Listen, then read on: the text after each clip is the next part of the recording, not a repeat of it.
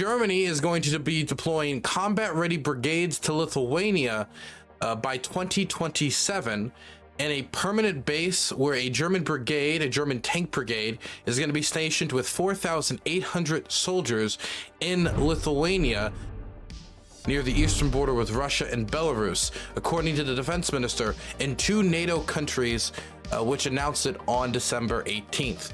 German Defense Minister Boris Pistorius described the event as historic, as it will be the first permanent deployment of German troops abroad since the end of the Second World War. The core of the brigade will deploy in 2025 to 2026, and the rest will follow in 2027. Lithuanian lawmaker Larius Cassius, oh, that's awesome, said the country would allocate 0.3% of its GDP over the next several years to fund the development. There is consensus across the political spectrum about the threat posed by Russia to Lithuania and the consequences and the consequent need to increase defense spending. The overwhelming majority of Lithuanians, 82%, support the German permanent deployment, according to a report published by the Lithuanian Armed Forces on December 19th. Lithuania must be prepared for the worst scenarios, says Lithuanian Defense Minister Ardovis Arkanius, as Russia remains the main threat to us and NATO. Lithuania currently has a German-led reinforced battalion of about 1,000 troops, but Vilnius has repeatedly called on Germany to station troops permanently in the wake of Russia's aggression against Ukraine. Okay, so this has not happened since the end of the Second World War. Much like Japan has refrained from overseas military deployments and bases and getting involved in overseas wars, the German government has also restrained itself from getting involved too often, even though it has on a few occasions participated in military intervention, which came with a lot of opposition from home, in the example of Iraq, which did have protests in Germany against it. They have, though, held back from overseas bases or military bases anywhere since the end of the Second World War outside of Germany. So this is a massive shift and shows Germany making more long-term commitments to NATO's defense outside of Germany's borders, when historically German defense has been provided by and largely subsidized by the United States. And it dedicating more funds to its defense budget, it dedicating more funds to supporting Ukraine, and it dedicating bases on the Lithuanian border shows that the Germans are starting to take its security commitments in Europe and starting to take NATO seriously. And before you know it, we could be living in a situation where in a couple of years, Germany is actually hitting the 2% minimum commitment for funding for the militaries under NATO requirements. Now, to be clear, Germany faces a lot of problems. It faces a lot of demographic problems. Even with all of the refugees that were taken in, Germany still is in a demographic decline, which is going to be a problem in the coming years as more and more Germans age, as Germany is a very old country. And so finances is going to be a major problem in Germany's future. So Germany has a lot of problems going into the future, but politically, when it comes to the norms of something like this, this is a door that has been open and is not going to be closed again. The monetary commitments and the norms amongst the legislature, and the honestly, the mentality from the legislature when it comes to these types of commitments to military funding, these types of commitment to overseas bases, and these types of commitments to Ukraine have transformed German defense policy.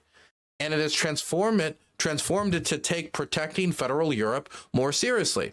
And it's not only German defense policy that is being taken more seriously, even though I do think this has affected German defense policy and has helped it take it more seriously. Germany has swapped Russia for Norway and gas supply dependence. Now, this is not a new story.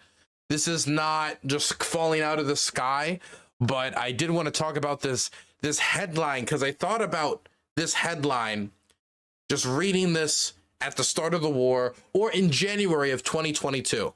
If anybody would have told you that in 2 years, Germany would switch dependence on Russian gas for American LNG imports and Norwegian piped energy resources, people would call you crazy. I mean, to make that type of a gigantic transition where the Germans would be switching 60% of their imported energy over to other importers that quickly, without a major economic catastrophe, without, for example, energy rationing during the winter time, or without people, just straight out running out of gas during the winter time. People would have called you crazy, but they did it. Let me read some of this article. Germany's decision to make Norway its biggest gas supplier, culminating in a deal this week that will cover a major chunk of its industrial needs, mean it has replaced the formerly dominant Russia with another equally dominant supplier. The risk of deliberate supply disruptions of gas from a friendly country may be lower, but Germany could find itself at the mercy of technical issues, analysts say. Since supply disruptions linked to Russia's invasion of Ukraine, Germany, Europe's largest economy, has substituted huge volumes of Russian gas through deals with Norway, Europe's biggest gas producer. It has also agreed to supply deals with liquefied natural gas LNG traders. That's where America is getting there, getting in there, getting in there. With all these memes about America and, the oil, for once, it's real. Or are you joking about USA? Nah, we're getting the LNG deals. Our energy and gas producers right now feel pretty Gucci.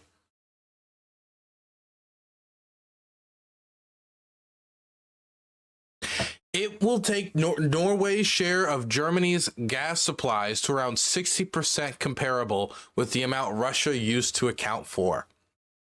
Germany should learn from the mistakes of the past, saying LNG could increase diversification. Okay, so I just wanted to read a little bit of this.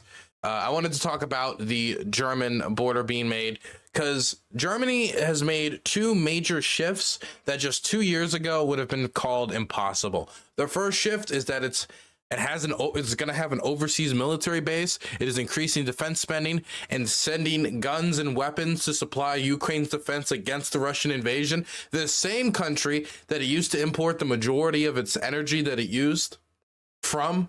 It used to get the majority of its natural gas from Russia, and now just 2 years later, it's been able to switch it to Norway and other friendly nations that it has security relationships with.